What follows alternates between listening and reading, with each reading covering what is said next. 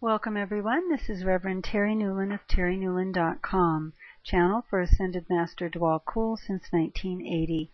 This is the spirituality article for the week of December 2, 2010.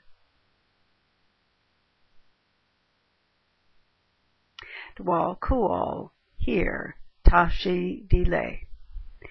All right, our topic is mirroring. How it works.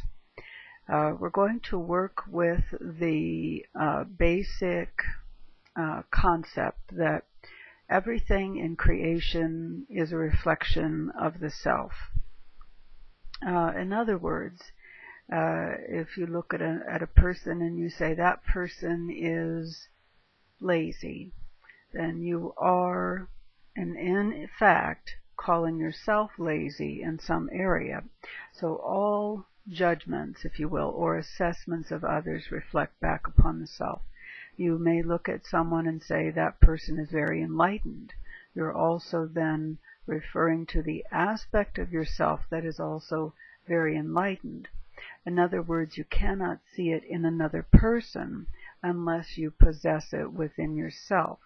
So if you can perceive beauty outside of yourself, you are perceiving beauty within yourself. If you can perceive maybe ill behavior in another, then you are also perceiving the ill behavior within self. Now, basic psychology, if you work with maybe something like the book Codependent No More by Melody Beattie, or something similar to that effect. That's written quite some time ago, but still very, very good at pointing out the mirroring process. Another way that it's said is, if you're pointing one finger towards someone else, there are three pointing back. Sometimes this is very difficult to see. For example, maybe it's a loved one who is saying hateful words to you, and then you're wondering what part of me would say hateful words to someone I love. Well, you might reflect back then and say, well, my goodness, I did that when I was much more immature. Or I remember doing that, in the schoolyard when we were little.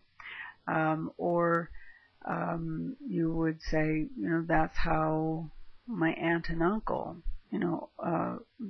communicate with each other. They yell at each other and they degrade each other. So there's always some component within self.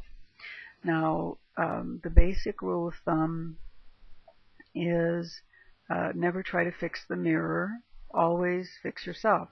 So if you look in the mirror and you decide your hair needs to be combed or something, you don't reach the comb into the mirror and try to fix it that way. You deal with your own body, your own consciousness.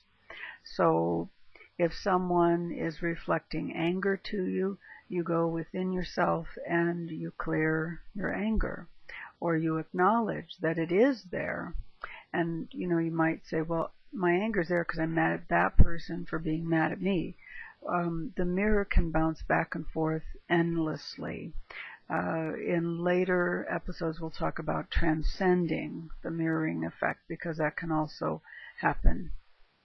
So, at some point, there comes enough conscious recognition that if you looked at someone else and you said, that person is outrageous, then you'll actually start to giggle and say, I'm laughing at myself because I'm pretty outrageous in certain scenarios also. So you come to rather quickly own what you're trying to project outward onto others.